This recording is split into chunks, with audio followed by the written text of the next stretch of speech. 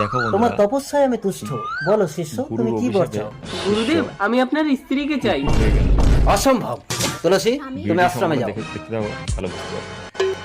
এই বর তুমি পাবে না শিষ্য। গুরুদেব, পথ ছাড়ো, আমি হিমালয় যাব। তাহলে আপনি আমাকে ইচ্ছেধারী বর দেন, যখন যার রূপ নিতে চাইবো যেন তার রূপ ধারণ করতে পারি। তথাস্তু। এবার গুরুদেব, আমি তোমার রূপ ধারণ করে তোমার আশ্রমে ঢুকে তোমার স্ত্রীর সাথে মিলন করব। ওম।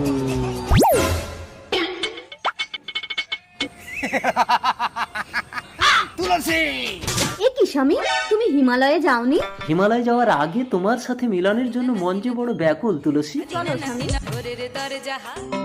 এ কি আমার কুমণ্ডল, তবে কি আশ্রমে?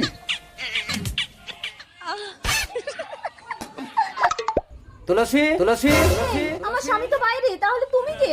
আমি ভুল করে ফেলেছি স্বামী। তুলসী, তুমি গুরু মাতা হয়ে আমার শিষ্যের সাথে নষ্টামি